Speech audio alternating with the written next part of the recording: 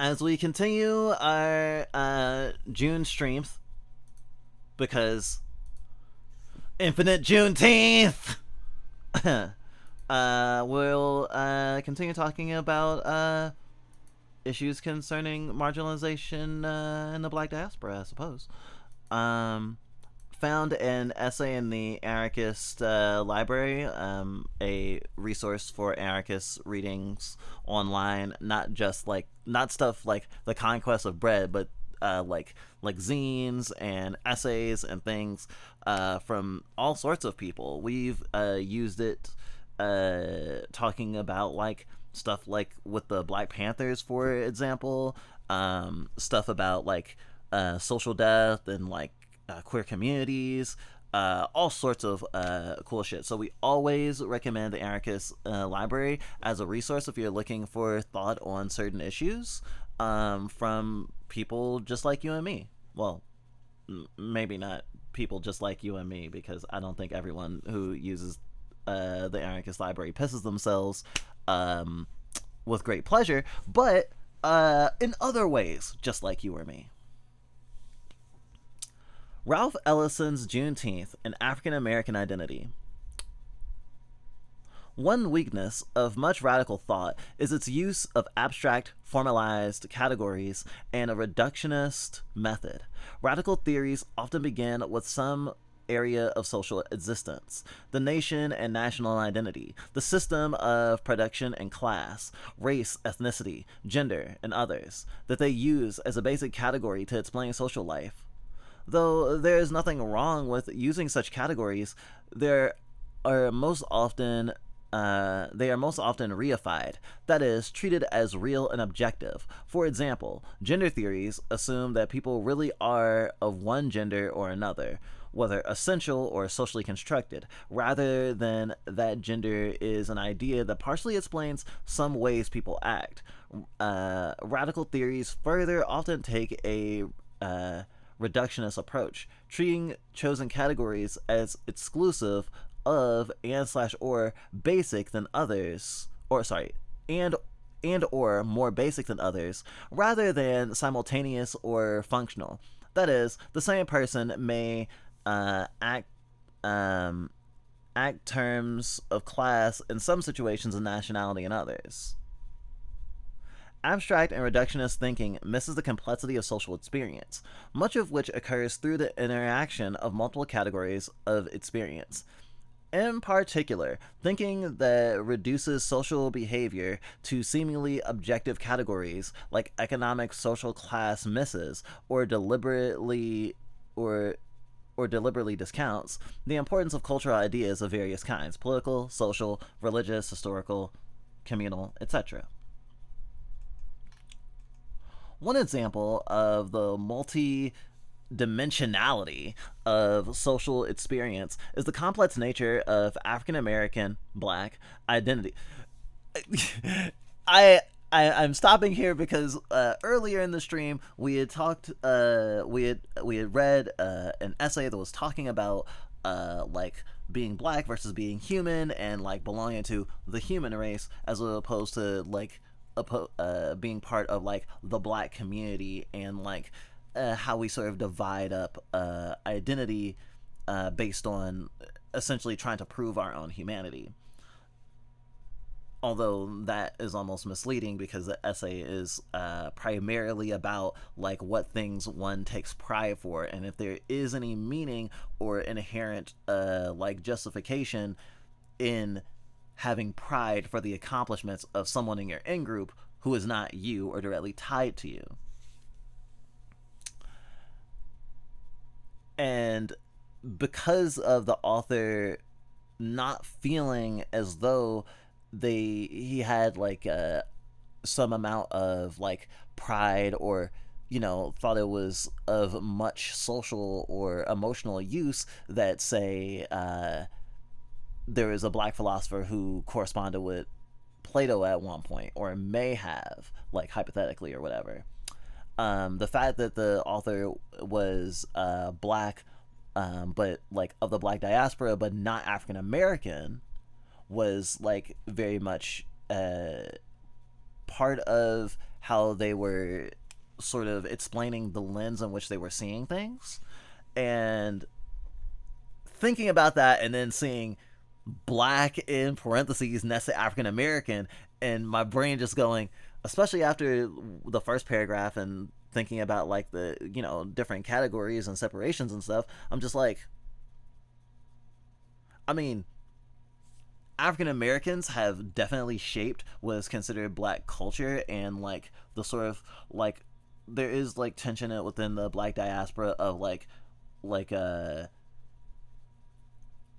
black Americans, especially because of the influence of the civil rights movement, and black people in other parts of the world, and that there can be a disconnect, especially because there are people who have a frame of reference for blackness that sort of disqualifies people in a certain way, where it's like, obviously being descended from African people makes you black, right? Like culturally, like and subculturally, like black identity in America or in the UK or like under a Western lens is a lot different than other experiences of blackness. And oftentimes there's like a people have a hard time talking to each other and around each other, and sometimes they talk past each other, and it's a struggle that is something that is still being navigated by the community at large. So I don't know, I don't think that there's just some straight up solution for us to all be unified, but I don't know, going African American black identity, and I'm just like, what about all the other African derived peoples? But I didn't even let them finish the sentence. One example of the multi-dimensionality of social experience is the complex nature of African American identity in the U.S. Though maybe they just had black in parentheses just so you know what they're talking about.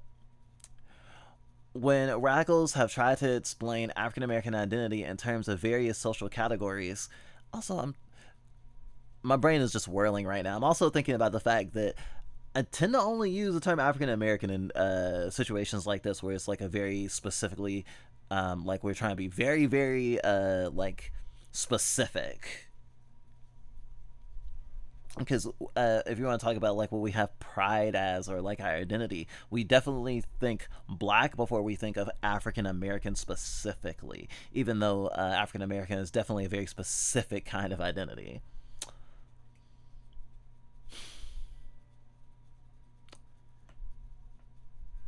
One example of multidimensionality of the social experience is the complex nature of African American identity in the U.S. When radicals have tried to explain African American identity in terms of various social categories, oppressed nation, super exploited section of the proletariat, oppressed caste, or a combination of these or others, they have most often not dealt with the basic rule of culture. Yet African Americans are defined in large part by African American culture. Circular as that may sound, African Americans take part in a historically defined, evolving, and complex continuum of attitudes characteristic of a particular group and different from those of other groups.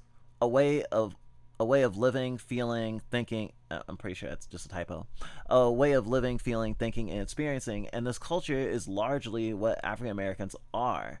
One must be careful not to reduce African American culture to any one or two or three dimensions, but to see it as a whole, as the self-conception in terms of which most Negroes have actually lived and moved, and that their personal being for all these years. As a novelist and critic, Albert Murray wrote in 1970, further culture is not just a reflection of some more basic, which usually means more material, aspect of existence. It is a partially individual, partly collective way of finding pattern in life in the present, past, and envisioned future. To quote Murray again, he is talking about the blues music, But the point is true that black culture overall is not just a way of making human existence bearable physically or psychologically, but to make human existence meaningful. One of the best ways to learn about African American culture is to read African American literature. Plenty of it. Fiction, poetry, drama, essays, autobiography, from the 18th century to today. After all, artistic creation of all kinds often provides as complex and serious a view of social, moral, and ethical realities as political writing, or more so. However, in looking at African American literature, one must guard against assuming that one knows in advance what definition of African American culture is valid, and then evaluating the artists one reads according to how close they come to this conception.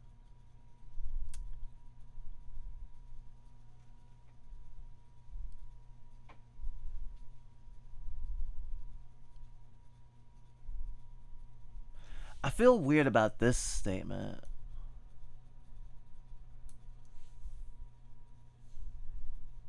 I would say it would make more sense if this was if this was phrased as what definition or what frame of African American culture that the artist, the writer, the author, or whatever is coming from. You shouldn't assume you know what they what they think of as African American culture. But maybe I'm splitting hairs. Maybe I'm splitting hairs.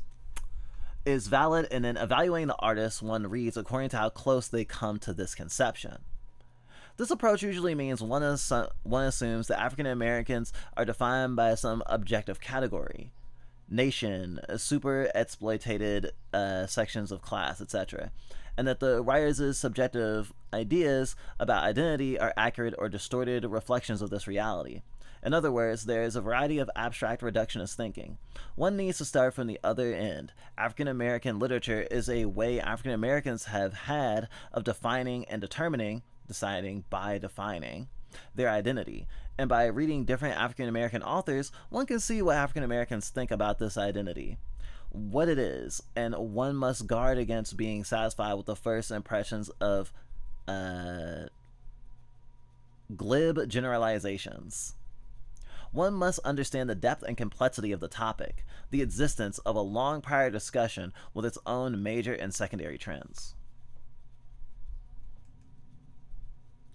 Ralph Ellison, 1914 to 1994, is among the most complex of the original African American novelists and essayists. Ellison was born in Oklahoma City, attended Tuskegee Institute, now Tuskegee University, but did not graduate, and moved to New York in 1937. There, he was helped by Langston Hughes, and befriended by Richard Wright. Damn, that was close to the Communist Party for several years, until he concluded that the CP subordinated Negroes' interests.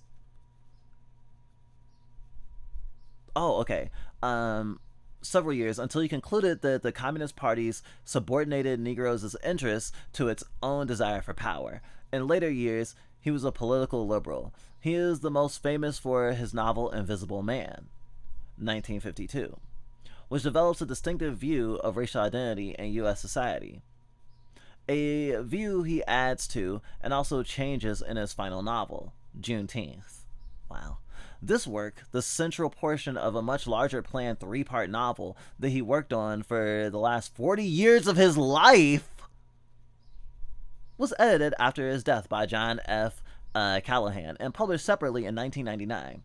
Most of Juneteenth was written from the 1950s to the 1970s. Ellison's later work was on other sections of his unfinished manuscript. Damn, being an artist is hard. Working on the same thing for 40 fucking years. Wow. Juneteenth centers on 2 characters. A racist white U.S. Senator, Adam Sunraider, who was fatally shot on the Senate floor sometime in the 1950s. And an older African American minister, Reverend Alonzo Z. Daddy Hickman, who, we learn, raised the future senator as a boy preacher. Bliss in his congregation earlier in the century. As even this sketch suggests, Juneteenth is not intended as a social realist novel, but as a kind of comic, tragic, tall tale about racial identity in the U.S. and what Ellison sees as the importance of African American culture in and for the struggle for democracy. Okay, this is getting interesting. This is definitely more interesting than just reading the Juneteenth Wikipedia again. To understand what Juneteenth says about African American identity, we first need to look very quickly at Invisible Man's view of the same topic. As the novel's many readers will remember, it is told by a first person narrator who never reveals his name. Who was raised and educated in the South in the 1930s, moves to New York after being expelled from a Negro college, and eventually joins and then leaves the Brotherhood, a radical organization very similar to the Communist Party. Almost every scene of Invisible Man mixes realistic description, fable, folktale, metaphor, and symbolism. For example, the 10th chapter, set in Liberty Point factory in New York, combines realistic descriptions of production for a union meeting of a factory floor plan representing the power relations in the U.S. Industry, and a symbolic account of U.S. whiteness. If it's optic white, it's the right white. Along the way, the narrator encounters multiple models of African American identity, from the middle class professionalism of his college to the folk and blues culture of working class Negroes to the class radicalism and racial assimilationism of the Brotherhood. And the process works out on a conception of his own. In a powerful scene, he is present when an old black couple is being evicted, their possessions piled in the street. I turned aside and looked at the clutter of household objects within which the two men continued to pile on the curb. As the crowd pushed me, I looked down to see looking out of an oval frame a portrait of an old couple when young, of the old couple when young. Seeing the sad, stiff dignity of their faces there, my eyes fell upon a pair of crudely carved and polished bones, knocking bones, used to accompany music and country dances. Pots and pans of green plants were lined in the dirty snow, certain to die of the cold.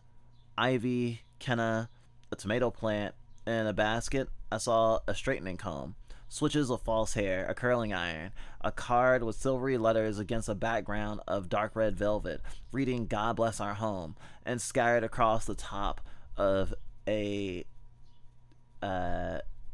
chiffoner were nuggets of "Hi, John the Conqueror," "The Lucky Stone," and as I watched the white man put down a basket in which I saw a whiskey bottle filled with rock candy and camphor, a small Ethiopian flag, a faded type of Abraham Lincoln, and the smiling image of a Hollywood star from a magazine, and on a pillow several badly cracked pieces of delicate china, a commemorative plate celebrating the St. Louis World's Fair. After doing that tarot reading, my brain has filled with pop rocks, and this reading feels like a Sprite directly poured into my brain. Because the thing from the tarot reading we were talking about was like the getting caught up in the pageantry of the celebration of the thing, and like not fully reconciling with the amount of work that it takes to cement community outside of just we're having a party. And I think that that's very true for Juneteenth celebrations in a way, because, you know, as we were explaining earlier, yeah, Juneteenth is when they have finally let all the slaves know that they were free, and they had a party. And they should. It is something to celebrate. But when they were done, there was Reconstruction was still gonna happen. There was still gonna be, The Great Migration, still gonna be sharecropping. There's just, if you think of Juneteenth as a save point, it's like, yes, now we're about to go into the world that never was. There's just so much to push through. There's so many high level enemies. There's so many challenges and difficulties past the next sunset. And I'm not saying all this to be like, yes, we should think about all the sadness that's going to happen every time we have a party, but rather, keeping in balance the need to celebrate and to uplift each other, but also to like hold fast and sort of work on our resilience. I don't know. This is from Invisible Man, not Juneteenth. So it's not in direct conversation with like Juneteenth as a celebration and the cultural aspects of that, and like the fallout of all the disappointments that came along with Reconstruction, right? Not to mention the growing pains that America had to deal with the Civil Rights Movement. It does feel apt to bring up in context. I'm also thinking about, just the idea of like, having a big celebration, how much resources you should put towards like the fun having versus the staying afloat thing. And that passage is like a really stark picture of a life thrown away, but not by the people living it, by capitalism, by racism, by the powers that be. Of course, I don't know what happens to the couple, but throwing all of someone's shit out, especially if they're an old couple, out into the snow and they don't have a place to go, it's not looking good. The old couple's mix of possessions, from Lucky Charm to curling iron to Lincoln's portrait to flag for African freedom to memento of the 1904 World's Fair. That magnet for people of all races is their African American identity. Ellison's point is that African American identity is not one single thing. Negro, African American, or would-be white American, but a created culture amalgamating all these. In a later chapter, he sketches a trio of zoot-suited black youths, their legs swinging from their hips and trousers that ballooned upward from cuffs fitting snug around their ankles, their coats long and hip-tight, with shoulders far too broad to be those of natural Western men.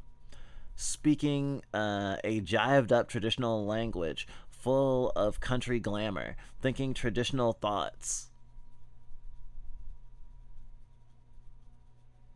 Thinking transitional thoughts. Ellison sees African American identity as self-created, fluid, stitched together from odds and ends of every U.S. culture. The Zoot Suit, a group style of Mexican American youth in World War II that caught on with blacks and white hipsters, is the perfect emblem of this process. Still later, the narrator encounters Reinhardt, a protein con man who is a minister, gambler, lover, and numbers runner for different audiences. Reinhardt suddenly embodies the danger of chaos in a completely fluid identity without any self-imposed or communal restraints. Still, Invisible Man emphasizes the infinite possibilities of self-created identity in a world whose very illogic makes it concrete, ornery, vile, and sublimely wonderful. Invisible Man's narrator, referring to his tormentors, calls this self-created, fluid, amalgamated mix of cultural influences the beautiful absurdity of their American identity and mine.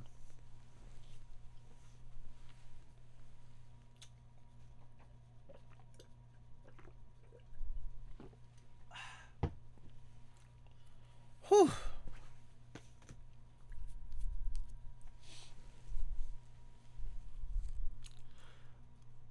Ellison adds in later essays that the overall U.S. culture, music, and language are partially African American. The American language owes something of its directness, flexibility, music, imagery, mythology, and folklore to the Negro presence. It is not, therefore, a product of white culture as against black culture. Rather, it is a product of cultural integration. Therefore, U.S. speech is partially the creation of a voice which found its origin in Africa. Juneteenth restates, but also goes beyond and changes the view of African American identity. Aside from giving a much more scoring picture of a scorching picture of a corrupt political system than Invisible Man, Juneteenth places more emphasis on community, specifically the sustaining value of African American community and culture. It also stresses what Ellison sees as an organic link between African American life and ideals of democracy. As Rev Hickman thinks to himself late in the book, if we can't cry for the nation, then who? Because who else draws their grief and consternation from a longer knowledge or from a deeper and more desperate hope? And who've paid more in trying to achieve their better promise? And Juneteenth moves from irony, the main artistic mode or form of Invisible Man, to prosthetic speech, the kind of speech needed to move towards a non-racial democracy. Bliss. Juneteenth's title refers to the African American Juneteenth holiday, originally celebrated in Texas and later in other southern and southwestern states throughout the early 20th century, and revived in recent decades. The holiday commemorates the landing of Union troops in Galveston, June 19, 1865, 2.5 years after the Emancipation Proclamation, with the news of and power to enforce emancipation. That's the other thing. Like, it couldn't just be like some Paul Revere shit. You're free, you're free, you're free. Like, they had to have a military presence to do that. Anyway, thus it celebrates emancipation, but specifically belated emancipation. And throughout most of its history, freedom promised and denied. So it provides an apt focus for Juneteenth's central events. Well, Juneteenth the book. Not just freedom, but freedom denied, freedom deferred. What happens to a raisin in the sun? The novel begins with the shooting of Senator Sunrader, a liberal and also a race baiter who represents a New England state, but through appearing white, was raised in the Deep South as bliss in Hickman's African American congregation, which he later abandoned. Hickman and his congregants, who have kept track of Bliss through the years, are in Washington trying to warn the senator of danger when a shooting occurs as he delivers a speech that mixes U.S. idealism and slurs about Negroes and the Chaldeans, the Coon Cage 8. Fucking Christ. Hickman is brought to the hospital at the senator's request, and the rest of the novel consists of their fragmentary conversations, shared in individual memories, and finally the senator's dream delirium as he sinks towards death. Wow. Juneteenth, but end of Evangelion. This format lets Ellison move back and forth in time to create a kind of memory montage. The memories veer among the future senator's young manhood in the 1920s Oklahoma, an idyllic love affair mixed with references to mob violence and KKK rallies. A sequence of several chapters at the Juneteenth Festival that supplies the book's title, Bliss's early curiosity about the white world at the movies and the circus. a few hints of his later political career, and Hickman's memories of his birth. Near the end of the book, it appears that Bliss's mother and perhaps father were white, but that the mother accused Hickman's brother of rape, bringing about his killing by a white mob. In a reluctant act of mercy, Hickman later accepted a newborn child from the mother and raised him. Despite his white skin, Bliss is accepted by the others in his childhood community as completely African American, though his playmates think they detect colored, Indian, and cracker blood in his actions. Fucking Christ! I feel all the arrows in my back from my childhood right now. All the times, like, you talk funny. You must be part white. And we realize not only that young Bliss was African American because his culture was, but that his Edenic boyhood name is meant seriously. The name when this white boy lived among African Americans and was African American was Paradise. Huh.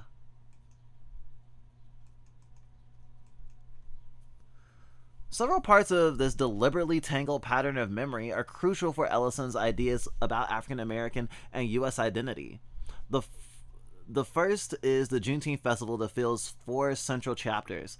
During the festival, Hickman delivers a long sermon that essentially contains Ellison's own ideas. It is a symbolic, metaphorical narrative of African enslavement, survival, and fusion with a new land, preached in call and response fashion with the child Bliss.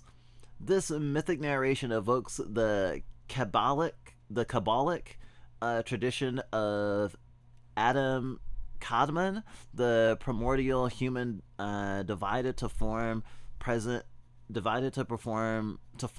humanity, as well as the prophet Ezekiel's promise of resurrection in the Valley of Dry Bones, a central redemptive text in African American tradition. Ezekiel's vision of the bones that stood up upon their feet, and exceedingly great army, and of God's promise, "O my people, I will open your graves and cause you to come up out of your graves, and bring you into the land of Israel." Sorry, that does not age well. Becomes one of the primordial collective human stolen from its homeland, chopped into pieces, and buried in American land, watered in it, then joined together, rebirthed from the earth of this land, and revivified by the world. Given a new language, a new name, and a new blood. This people has fused with American soil, yet retained its difference. The land is ours because we came out of it. We bled in it. Our tears watered it. We fertilized it with our dead. We know where we are by the way we walk. We know where we are by the way we talk. We know where we are by the way we sing. We know where we are by the way we dance. We know where we are by the way we praise the Lord on high. We know where we are because we hear a different tune in our minds and in our hearts. This sense of culturally distinct, sustaining African American identity and destiny rooted in U.S. history is the core of Hickman's message. Hickman's words maintain some similarity to the idea of a self-created, profoundly African American identity in Invisible Man's Zoot Suiters episode. But the differences are significant. Juneteenth speaks of a historically forged collective identity of endurance, specifically African American, in a cultural rather than genetic sense. Alright. A cultural fusion born of dismemberment, burial, and resurrection in American Earth. An identity of we as opposed to they, even though the relationship to they, the others, is not antagonistic, but redemptive. Interesting. Very interesting. Actually, I think this is sort of mixing in with that essay that we mentioned before way better than I thought it would, considering the essayist got to the point of being like, I claim everything, that my pride for other humans' achievements is not simply uh, begin and end at the people who specifically look like me or came from my specific root of culture. Talking about someone being culturally black while not being genetically black, I think makes me think of that, and also like this union of people, and even the culture of African Americans being that of a conglomeration of a bunch of other cultures and stuff. And I mean, we've had a lot of excuse me. We've had a lot of shame about those feelings, because it's very easy for any American, honestly, under the context of melting pot and not knowing everyone's like origins, like genetic origins, and like grasping at straws and being like, well, you're this and that, it may have been this, and like all this like vagueness and unsureness, and sort of just throwing everything in the gumbo of identity, that you come to the point where you're just like, well, I'm just a mutt. I don't know what I am. I'm just a. Which is sort of like a nihilistic throwing your hands up in the air in a way, and being like, well, I don't know what my genetic identity is to the letter, so I can only really go off of what I look like. Ugh. But cultural identity is a thing, and it's important. No surprise there.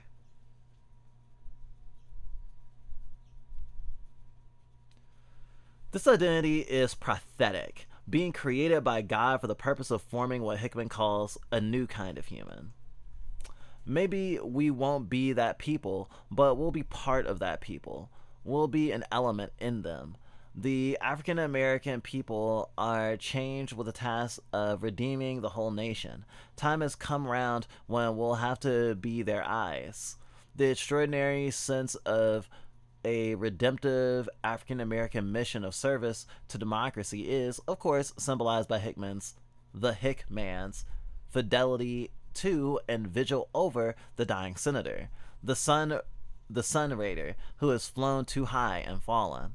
Oh, I see that. I see that symbolism. I get it. Another episode crucial for Ellison's sense of African American and U.S. identity grows out of later events at the festival. When a white woman bursts into the prayer area and claims Bliss is her child, since we have not yet reached Hickman's memories of Bliss's birth, we are not sure that her story is false, nor is Bliss. Although the congregation repulses her, the incident begins the fascination with the white world that ultimately leads Bliss away from his African American community. If Juneteenth partially celebrates possibilities of non-racial democracy embodied in a child who appears white but is raised African American, this section warns of the dangers of unrootedness and the powerful gravitational pull of the majority U.S. culture. Bliss begins almost at once to accept the white woman's claims, transfers to her both his questions about his unknown mother and his awakening sexuality, learns to value the African American women who surround and care for him, and begins to glimpse the possibility of becoming or seeming white. Ultimately, in a later episode, having run away from the congregation in Atlanta, he sees her, the white actress in a movie poster, whom he fantasizes as his mother, in a movie palace colored red, white, and blue. Oh my god. Homelander's favorite place. Alone, he was able to pass for white, but postpones the attempt while he engages in a ritual of imitation, following and briefly proceeding backwards.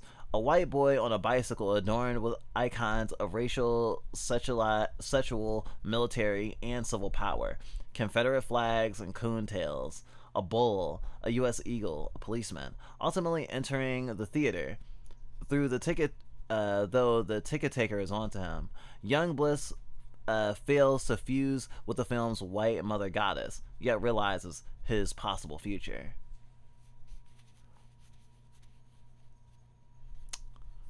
So the ticket taker clocked him? I see. The world has grown larger for my having entered that forbidden place, and yet smaller for now I know that I could enter in if I was there alone. Without the community. I see.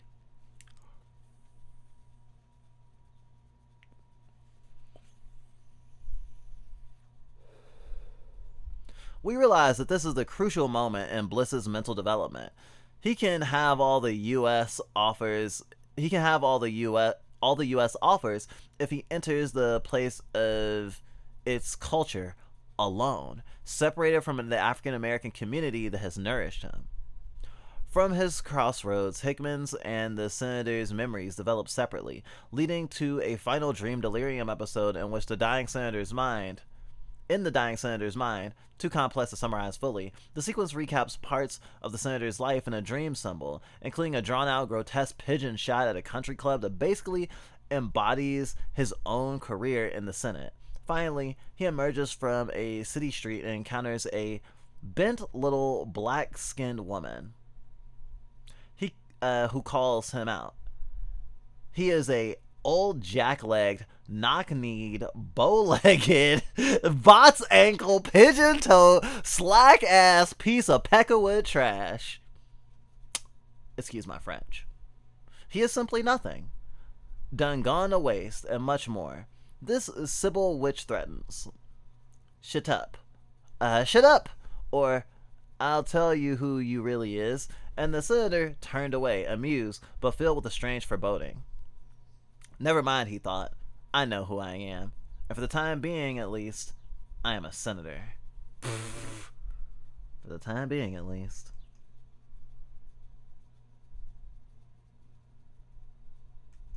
Thus, he fails his last chance at redemption. At the point of death, he cannot turn from his self-centered identity and reclaim his boyhood community. After an interval, the Cadillac of his faithful speech appears.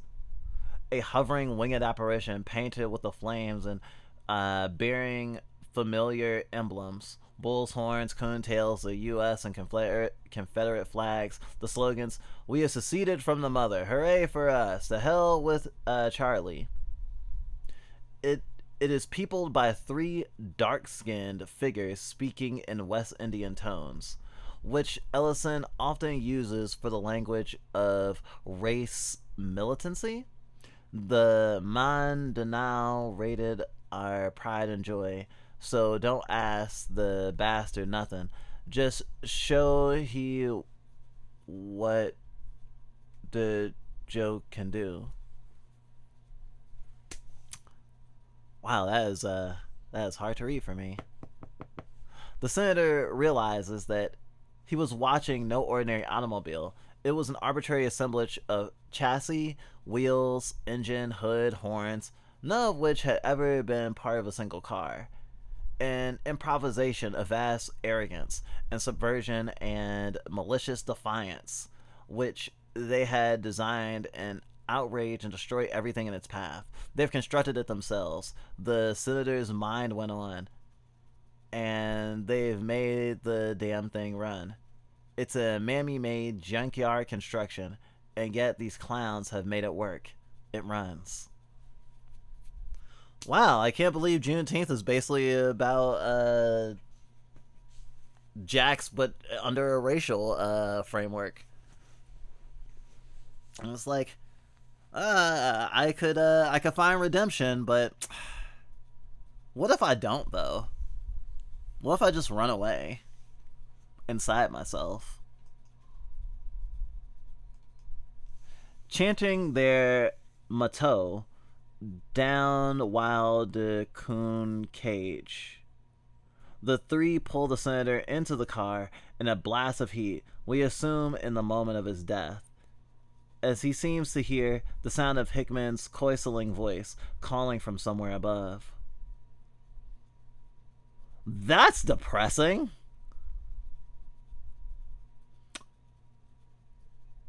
Ah, yes, my favorite character, Racial Jax.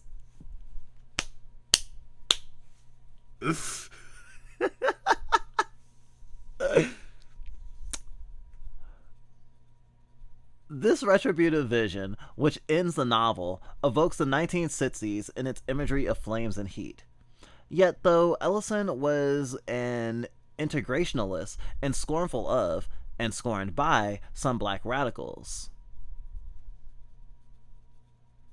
the scene does not reflectively deplore racial violence of use Hickman simply to stake out of an integrationalist stand.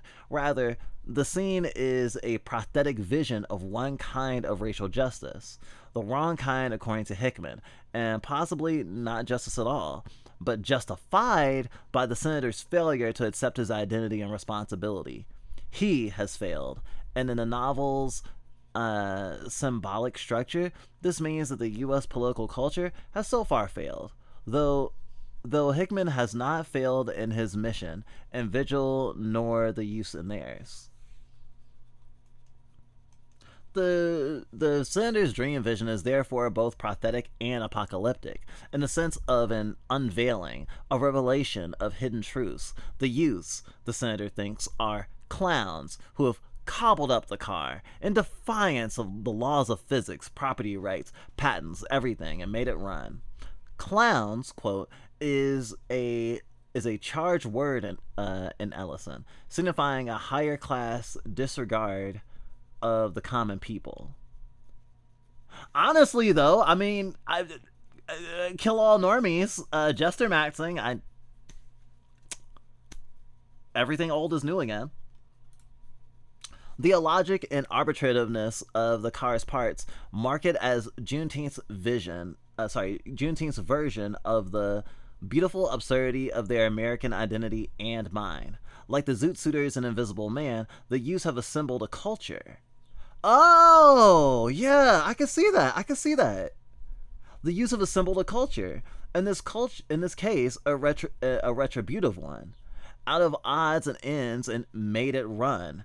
And as the coontail and the paraphernalia show, the car is simply a projection of the equally phantasmal bicycle bliss images he saw long ago. The dream youth's apparition of the counterpart of the young Bliss's worship of white power. In the senator's mind, which we may take as the mind of a racist culture, the youths and the car come to exist through the senator's uneasy yet arrogant and self-blinded response to the witch Sybil. Though the Joker. That's an interesting way to spell Joker. The Joker, the wild card, and the car of the common Joe. Oh, that is not just for the alliteration. A common Joe, a Joker. Joe is a destructive machine, and through Hickman's has rejected retribution. The answering acceptance from the senator has not come and may never come, and the car is a result. Hickman's voice, sounding without words at the scene's end, holds out some future hope. Ellison's unfinished but powerful second novel develops but also changes the ideas I have too briefly summarized from Invisible Man. Among them, points Juneteenth alters Invisible Man's emphasis on self-selected identity. Invisible Man takes its narrator on a journey of discovery and amalgamation, fluidity, and even chaos, qualities embodied in the evictees' mix of possessions, the Zoot Suiters' jived up transitional language, full of country glamour, and the Reinhardt's episode. Juneteenth maintains Ellison's basic conceptions. Bliss is surely a declaration that identity and race are not genetic and objective, but socially created and personally chosen. Wow, this is really interesting, actually, because I'm also thinking about how we reject born this way, and how we're like, our culture, our queerness, to some degree, is a choice, and not in saying that to be like, oh, it's like it's hoity-toity, or it doesn't matter, or it's an air or a hat that you can take on and off, but like, part of you is your experiences, and those experiences and sometimes predispositions lead you towards certain things, and you choose them, but only as in as much as you accept them. As we, I'm thinking of Jax again. It's like it's yours if you choose it. If you can bear accepting the weight of it.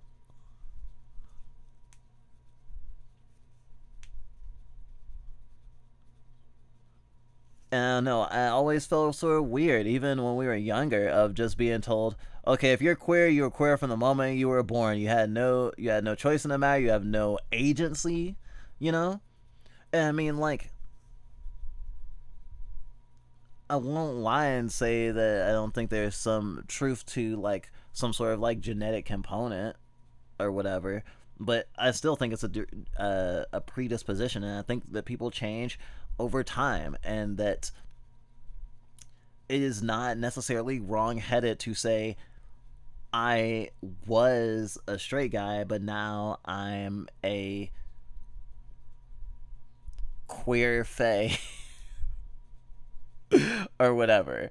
And that someone who's lived a life like mine could easily say that they were always whatever they are now, and that doesn't necessarily cancel out my truth either. And I think there's a power in like actually accepting the thing and saying that it is yours. And maybe it's yours by right, but you gotta claim it.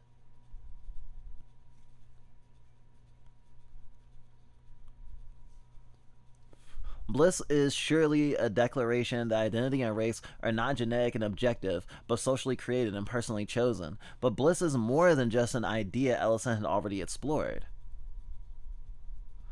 Far more than Invisible Man, Juneteenth focuses on the sustaining qualities of traditional African American culture, the value of community identification, and the danger of forgetting who you really is. As the old woman in the senator's delirium warns him further,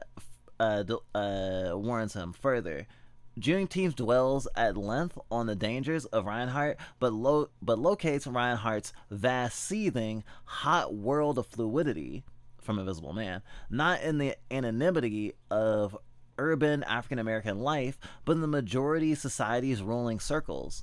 For Sunraider is Reinhardt, his now hidden name and an essential nature the same as those, Bliss Portheus, that Ellison insisted that BP Reinhardt's, thus, that where BP Reinhardt's. Thus, Ellison warns first that improvisational identity in a partially closed society may lead to opportunism and treachery. Second, that the U.S. political system is the archetypal area of this danger. Third, that the possibilities of self-transformation Ellison himself has celebrated are empty if they mean forgetting Jerusalem.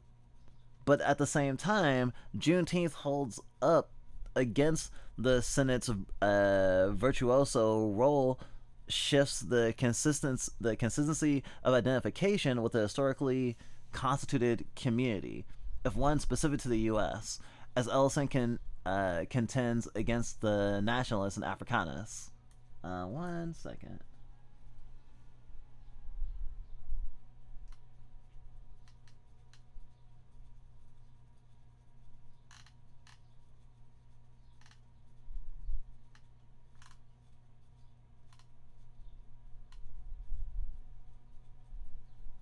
There's a word I wanted to look up. Oh, Jerusalem. It was just Jerusalem. I'm not good at reading sometimes. Ellison himself has celebrated our empty. Wait.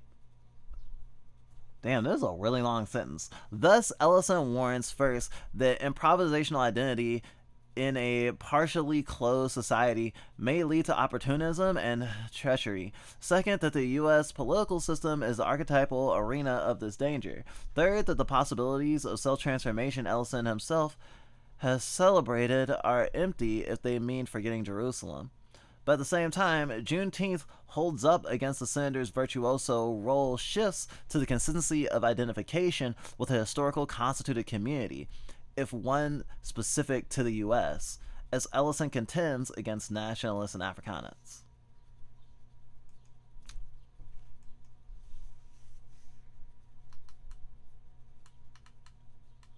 The born this way idea is largely a way to convince Christian fascists that being gay is okay, because if you were born gay, then God wanted you to be gay.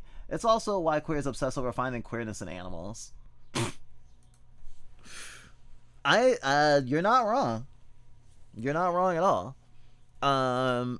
But also I think it's wow. Still thinking about that other essay again. Because in it, the guy had mentioned like how fruitless it felt to be like, oh, this white person over here says that like I'm not smart and like our culture doesn't have like history of intellectualism, or doesn't have like a coherent history at all, and so you go, hey, look at all these like black thinkers, look at what they were doing, look at people having done things that were in my culture and did these amazing things, as like proof or validity of the thing. And it's like the premise was wrong to begin with, so there's technically no need to prove to someone saying that you don't have a culture, or that your culture is degenerate or whatever, that actually a black person was talking with Plato back in the day, which I do understand that that vibe. And I mean, I guess I feel it in the way of like talking about Born This Way, because I don't know, I don't think appeasing our abusers has worked so far. I don't think that Born This Way has done, as far as I understand its influence and the history and stuff, I don't think it has benefited the queer liberation movement. Ultimately, they're still trying to kill us. They're still trying to throw us in conversion therapy. And so I guess that's why I am incredibly frustrated, because it feels so like placating. And I mean, let's be real, that there is a part of African American culture that is sort of in line with this thinking as well, in a I would say in a more directly reflective way. The people who were taken from Africa were not Christian. Christianity was forced on the slaves. And like nowadays, like the modern African American being, if not necessarily religious, having grown up in a religious environment, in a black religious environment, is sort of a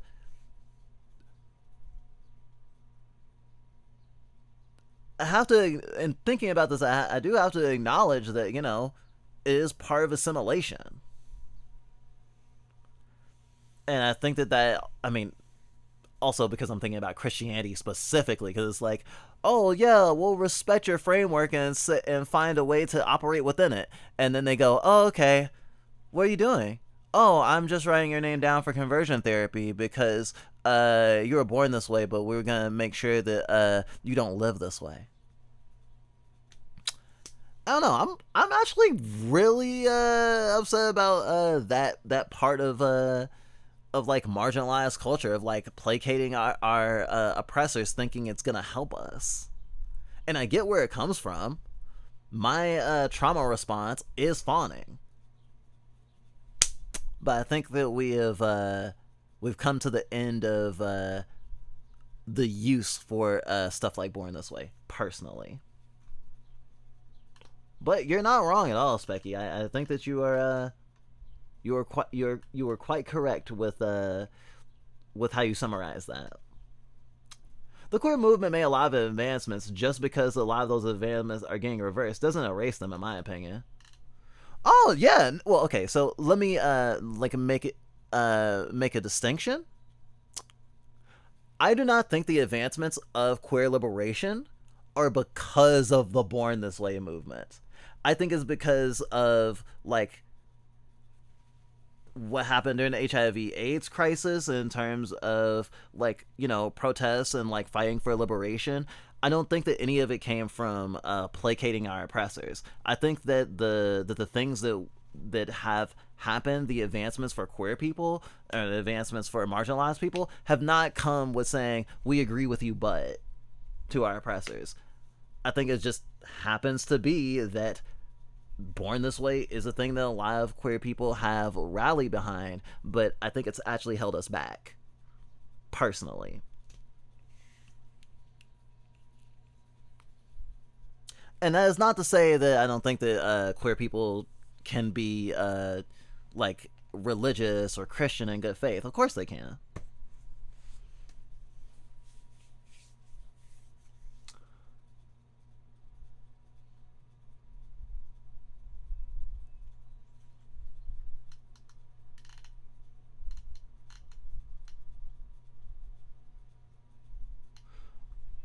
But Juneteenth, written from a sense of social crisis, turns to an equally important African American tradition of prophetic speech found in writers as varied as Martin Delany and Francis E.W. Harper in the 19th century, and in scrutinized form, secularized form, Richard Wright and James Baldwin in the 12th.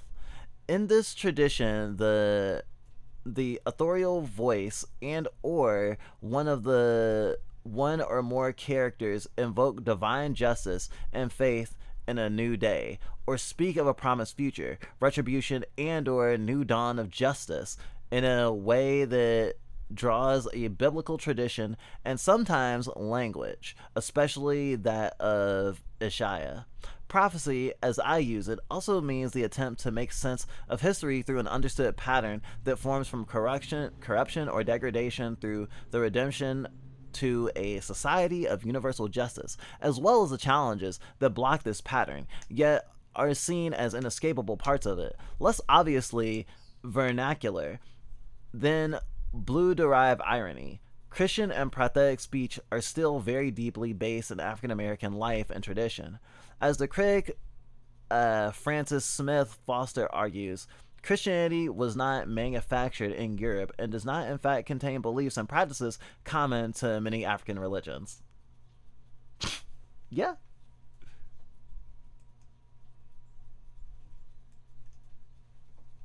Prophetic speech in these senses is found all through Juneteenth. Hickman himself chooses Bliss's name in an ironic mood. I'll call him Bliss, because they say that's what ignorance is. But we realize that the novel's use of the name is not ironic. The lost possibilities of brotherhood are in its very marrow. Hickman's sermons, there are two, plus a short homily and meditation at the Lincoln Memorial, communicate the novel's most significant ideas. The stories of Hickman's mission and Bliss's betrayal and destruction contain portions of the fall and redemption pattern. Bliss's story, taken alone, is a tragedy, but one tempted with hope and faith. Hickman's consoling voice. And Hickman's story is one of redemption and steadfastness, with, at the close, gathering clouds of apocalyptic war. Most fundamentally, Juneteenth's use of prophecy is embodied in the idea of Ellison builds his story on the need for bliss. In the plot, he is raised to a prophet, someone born from racial separation and hate, but educated to give leadership to the nation. In the manner of Lincoln, as a narrative creation, Bliss embodies symbolically the need for such a figure. Though he is a failed prophet, the novel's final sequences urgently proclaim the need he has not been able to fulfill. Closing the dream vision both makes clear the need for a prophet able to bridge the racial gap while remaining true to his African American origins, and is itself an act of prophetic speech and forecasting the costs of failure. God damn it, I'm gonna have to read this fucking book, Juneteenth. This unfinished trilogy. God damn it. Ugh, it just sounds so interesting. And it's definitely not a book that I really had heard of, even though I had heard of Ellison before.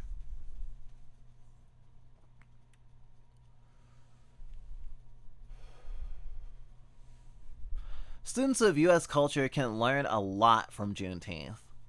We can learn something about the complexity of African American through thought. Sorry. Students of U.S. culture can learn a lot from Juneteenth. We can learn something from the complexity of African American thought on U.S. life, culture, and identity. Ellison is an integrationalist in both politics and culture, but his integrationism does not mean assimilation. I mean, I was hoping they would get around to that, because it's like integration sounds a lot like assimilation. I don't know if there is a difference meaning there politically. But his integration does not mean assimilation or oppression of differences, but recognition of diversity.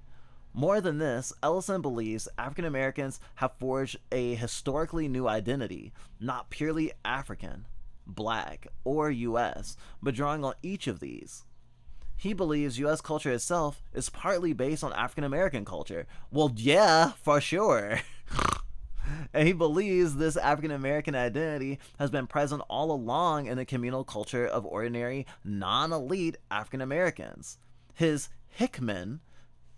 To outsiders, the complex sense many African Americans have of their relationship to the United States often appears as an either-or matter. If African Americans emphasize their Americanness, then they are assumed to be assimilating to white culture.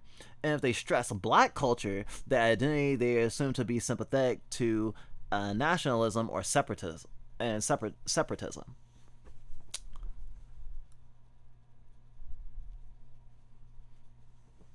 Hickman's powerful words quoted earlier. This land is ours because we came out of it. We bled in it. Our tears watered it. We fertilized it with our dead. Give the lie to such oversimplifications and help make clear why, from my observation anyway, most African Americans have insisted on their Americanness and their African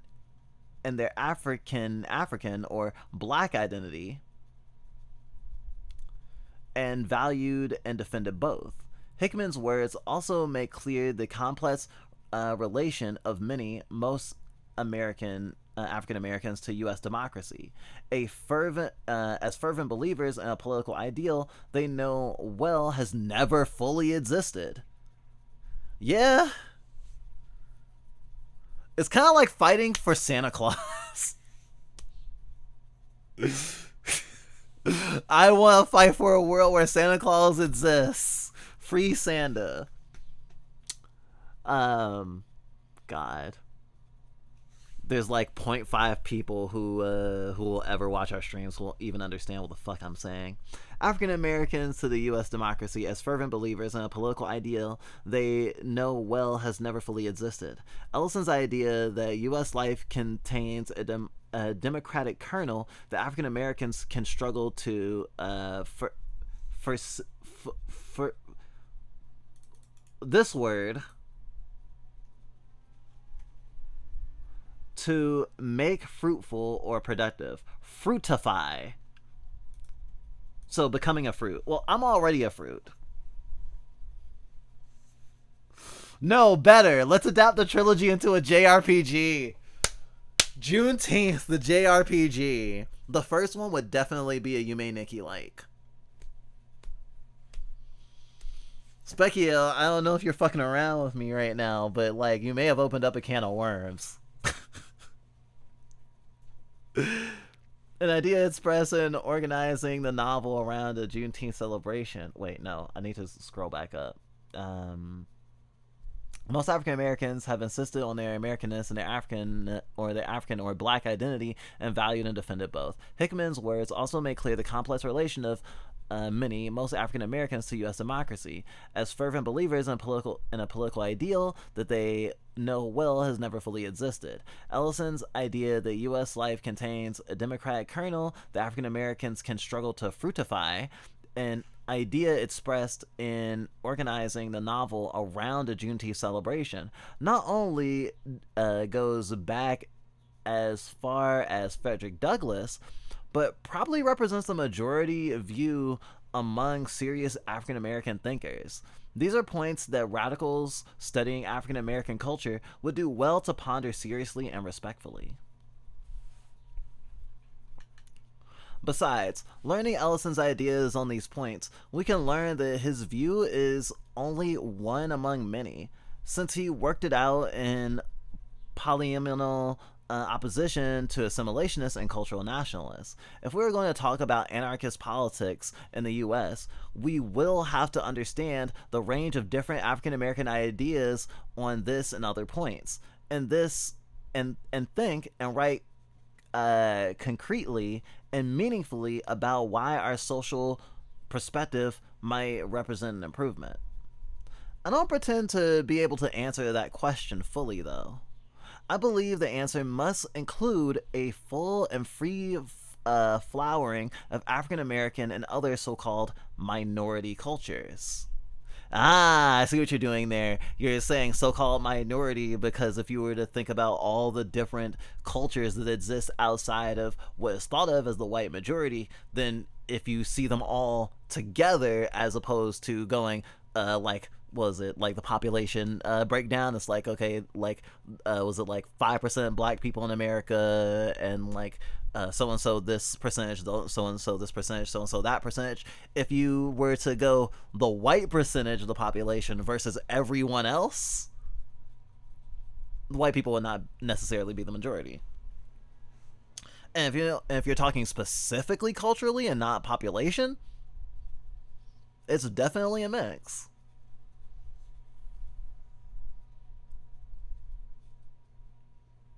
To study African American culture through the medium of literature increases our understanding of African American history and social existence, as well as overall U.S. history, social life, and literature, and it helps correct the one-sidedness of such radical social thought. It emphasizes on material categories and the underestimation of ethical, spiritual, and artistic components of human society. Further reading. Below, I list some books by and about the writers mentioned in my article, and then a somewhat broader list of African American literacy works that I think important or valuable. I emphasize that it is a personal list. Others might include some quite different authors and works, though no doubt many would appear on most people's list. Since Juneteenth, published in 1999, it is still quite a new book. Not much serious analysis has been written about it. A partial exception is Roger J. Butler, Juneteenth, Ralph Ellison's National Narrative, in The Critical Response to Ralph Ellison by Butler. But this is a fairly superficial article and also makes some factual mistakes. Two excellent essays, Connections, deal with Invisible Man and with Ellison's work as a whole prior to Juneteenth. One, New Essays on Invisible Man, is cited in notes below. The other is Speaking for You, The Vision of Ralph Ellison, by Kimberly W. Benson. Contains a wonderful essay, Ellison's Zoot Suit, by Larry Neal, a cultural nationalist who once rejected Ellison's work and then later admired it, and several other excellent pieces. Both are still in print according to Amazon.com. I'm pretty sure the thing we're reading right now was written like much more recently. Ellison, major works by African American writers mentioned in my article include Martin R. Delaney's Blake, or The Huts of America, usually considered the first insurrectionality novel by an African American. Francis E. W. Harper, a major poet represented in anthologies of the U.S. and African American writing, wrote Lola Leroy, as well as three serialized novels recently rediscovered and cited in notes below. Lola Leroy and numerous other novels by 19th century African American women have been reprinted by Oxford Up. Among Richard Wright's many books, one should read Native Son. Yeah, you really should. Black Boy, American Hunger. His autobiography, now reincorporating a major section cut by Wright's before publication. And The Outsider, a philosophical, ideological novel on totalitarianism. Among Jane Baldwin's six novels, read at least Go Tell It to the Mountain, Giovanni's Room, Another Country, and Just Above My Head. His last novel of his essays and essay collections, Notes of a Native Son, Nobody Knows My Name, and The Fire Next Time, are available as single titles in the Collected Essays in the Library of American series and his own Collected Essays volume. Okay, and then there's the footnotes. Or these aren't footnotes. These are like literally citations.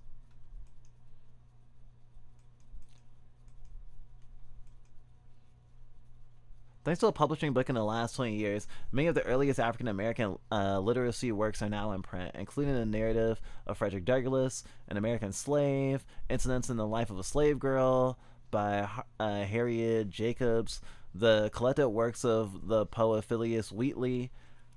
Ooh, excuse me. Such early novels as Clotel or The President's Daughter by William Wells Brown. Besides a series of a woman's writings mentioned above, many other late 19th century, early 20th century works are in print, including the stories, novels, and poetry of Charles W. Chestnut. Marrow of Tradition is a wonderful novel I read only recently, and James Weldon Johnson for the Harlem Renaissance. There's an excellent anthology called edited by David Leving Lewis, the portable Harlem Renaissance Reader. I'm thinking of a PSP. In addition, most HR writers, Harlem Renaissance writers, including but not limited to Langston Hughes, Nellie Larson, Jesse Fusselt, Claude McKay. Gosh, they're just really getting buried by all these the references to the books and the years they came out. County Cullen, Gene Tomer. I feel like I am reading a fucking Patreon donor list. And Zora Neale Hurston are in print. Most of W.E.B. Du Bois's works are in print, including The Souls of Black Folk and Darkwater and Dover thrift editions, and his magnificent Black Reconstruction in America, and a Simon and Schuyler paperback of Toni Morrison's 7 novels. Song of Solomon, The Beloved are essential. I have a hard time with her 2 or more recent novels, Jazz from 1992 and Paradise 1998. I dislike the novels of Alice Walker, but a lot of people think highly of them. I haven't read Charles Johnson, who is very highly regarded amongst lesser known works.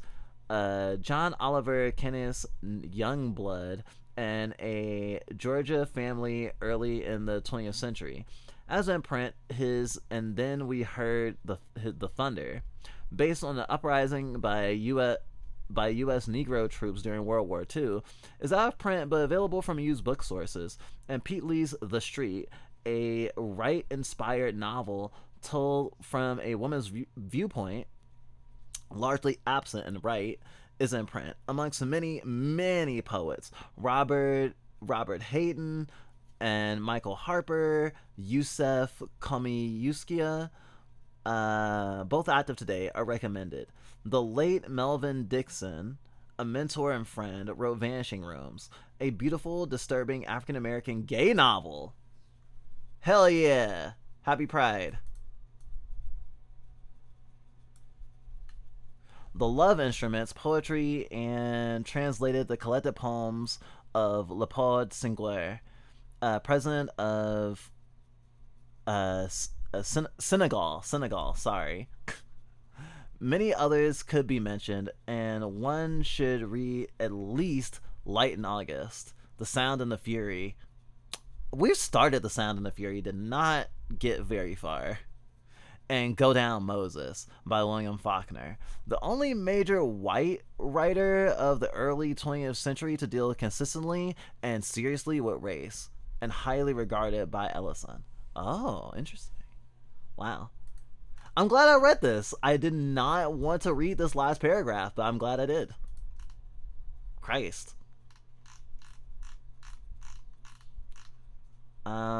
We posted this article already in our Discord. If folks want it, we'll also put it in chat. We did have another essay from the Anarchist Library, but I think we'll just save it for another time because it's getting kind of long, getting kind of big.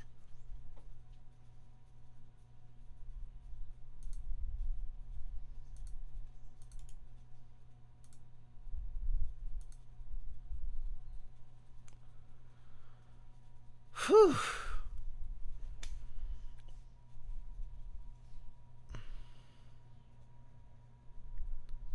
We're gonna take a break to eat and come back with El Paso Elsewhere, I guess.